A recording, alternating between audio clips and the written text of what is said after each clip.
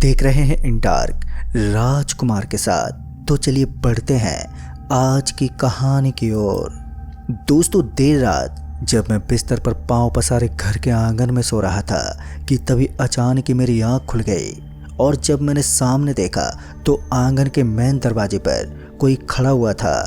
जब मैंने उसे ध्यान से देखा तो उसका चेहरा मुझे साफ साफ दिखाई नहीं दिया और फिर जब मैं उठकर खड़ा हुआ तो पता नहीं अचानक ही मेरे पांव अपने आप ही उस शख्स के पीछे पीछे चल पड़े थे।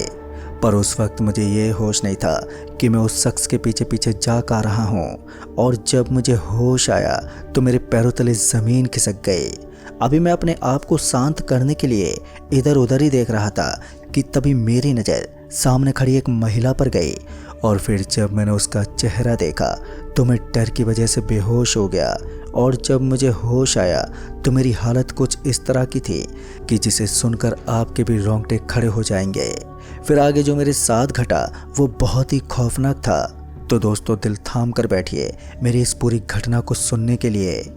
नमस्कार दोस्तों, मेरा नाम बंटी है और मैं जालौर का रहने वाला हूँ, जहाँ मैं एक छोटे से गांव में अपने परिवार के साथ रहता हूँ और गांव से 15 किलोमीटर दूर एक कारखाने में हेल्परी का काम करता हूँ, जहाँ से मेरे घर का गुजारा ठीक ठाक चल रहा है। शाम को जब मेरी छुट्टी हुई तो घर आते समय किसी ने ज़ोर से छींका और कुछ दूर चलने के बाद एक काला सांप आगे से निकल गया। ये सब देखते ही मेरे मन में अब अजीब से ख्याल उमड़ने लगे कि कहीं शायद कोई अनहोनी ना हो जाए। फिर इसी बीच पता नहीं कैसे कि मेरी उल्टी आंख जोर से फड़कने लगी, जिससे मुझे अंदाज़ा हो गया था कि अब तो ज़रूर कोई ना कोई तो दिक्कत पेश आने वाली है। खैर, ये सब सोचते हुए मैं अपनी साइकिल पर सवार हुआ और आगे की तरफ बढ़ने लगा। अभी मैं कुछ दूर चला ही था कि तभी रास्ते में पहले तो साइकिल का हैंडल अपने आप ही निकल गया, जिस वजह से मुझे थोड़ी बहुत चोट आ गई थी। मैं हैरान था कि आखिर साइकिल का हैंडल अपने आप ही निकला तो निकला कैसे, क्योंकि जिस जगह पर यह हादसा हुआ था वो जगह बिल्कुल ठीक ठाक थी। खैर, मैंने इस बात पर ज़्यादा ध्यान नहीं दिया और साइकिल को पैदल ही लेकर चल दिया। तकरीबन 1.5 घंटे में जब मैं वो 15 किलोमीटर का रास्ता तय करके अपने घर आया तब जाकर मुझे चैन की सांस मिली।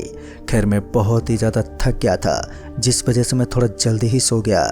उस वक्त मैं घर के आंगन में खाट पर सो रहा था। रात के वक्त मौसम ठंडा होने की वजह से मुझे नींद भी गहरी आ गई थी, पर जब अचानक ही मेरी आंख खुली तो उस वक्त बहुत ही घोर अंधेरा छाया हुआ था। बस झिंगुरों कीड़े मकोड़े की ही आवाज़ सुनाई दे रही थी।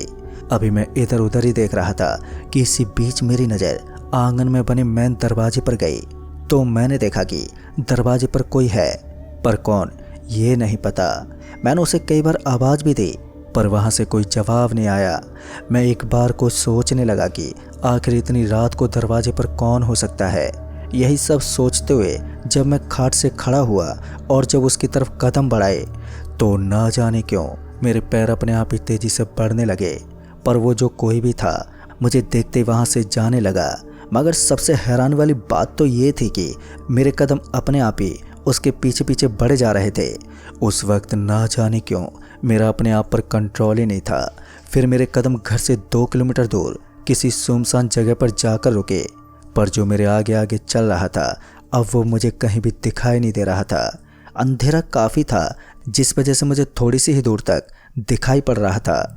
खैर, मैंने जल्दी से वहाँ से निकलना ठीक समझा, क्योंकि इतनी रात को सुनसान जगह पर मुझे कुछ भी हो सकता था। पर जैसे मैंने अपने कदम को आगे बढ़ाया कि तभी मेरी नज़र सामने कुछ ही दूरी पर खड़ी एक महिला पर पड़ी, जो देखने में बहुत ही ज़्यादा भयानक लग रही थी।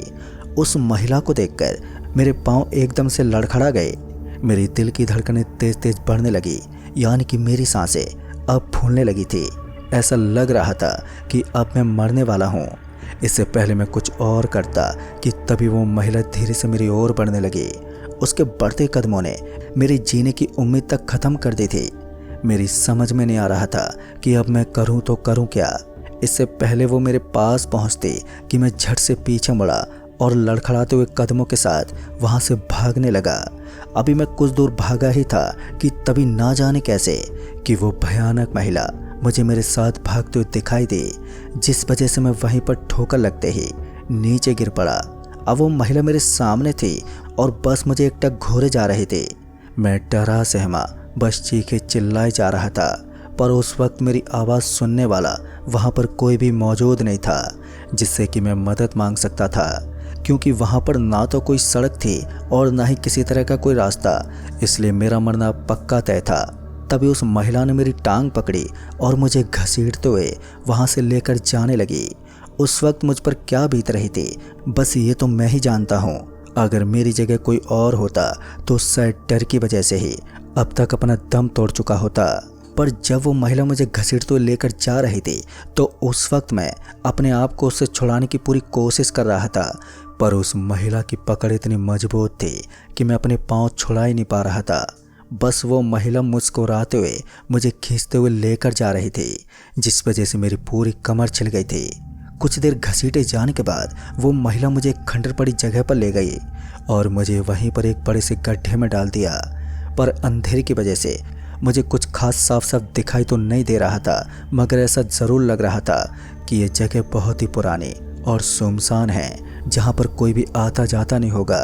तभी वो महिला मुझे छोड़कर पता नहीं कहाँ पर चली गई और मेरे पास अब ये सही समय था वहाँ से भागने का। इससे पहले कि वो महिला वापस आती कि मैं जल्दी से गड्ढे से बाहर निकला और दबे पांव वहाँ से जाने लगा। मगर पता नहीं कैसे उस महिला को मेरे जाने की भनक लग गई और वो फिर से पलक झपकते ही मेरे सामने आ गई।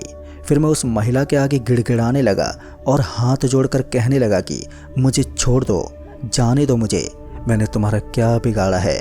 पर मेरी बात सुनकर वो महिला ज़ोरों से हंसने लगी और कहने लगी कि मैं भी कभी ऐसे ही रोई गिड़गिड़ाई थी, पर उन लोगों ने मुझे नहीं छोड़ा और मुझे मारकर इसी खंडर में फेंक दिया। मेरी लाश यहीं पर सड़ गई और मेरे घर वाले मुझे कभी भी ढूंढ नहीं पाए। दोस्तों, इतना बोलते उस महिला ने अपना एक हाथ आगे की तरफ बढ़ाया और मुझे गर्दन से उठाकर दूर एक पेड़ में दे मारा। मेरे सीने में इतनी गहरी चोट लग गई कि मेरी आंखें उसी वक्त बंद हो गई और मैं बेहोश हो गया। फिर मेरे साथ क्या हुआ मुझे नहीं मालूम, क्योंकि जब मेरी आँख खुली तो सुबह हो चुकी थी और वहाँ पर सिर्फ वो जंगल और खंडर जगह ही मौजूद थी। पर अब वो महिला मुझे दूर दूर तक कहीं भी नजर नहीं आई। मैं किसी तरह से लड़खड़ाते उठा और धीरे धीरे अपने घर पहुंचा। जब मैं अपने घर पहुंचा तो मेरे घर वाले मुझे ढूंढ खकोर रहे थे।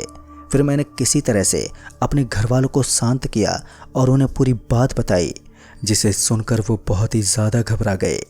दोस्तों, मेरी ये घटना पूरे गांव में आग की तरह फैल गई थी, जिस वजह से सभी मुझसे पूछने लगे, पर मुझे किसी से भी ये पता नहीं चला कि आखिर वो महिला थी कौन और कभी किसी के साथ ऐसा इस जंगल में कभी कुछ हुआ है कि नहीं।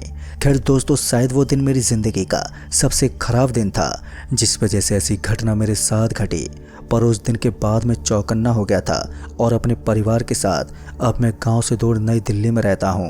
पर आज भी मुझे वो दर्दनाक रात बहुत ही अच्छे से याद है, जिसे याद करते ही मेरा रोम रोम कांप उठता है। तो दोस्तों, इस कहानी में बस इतना ही।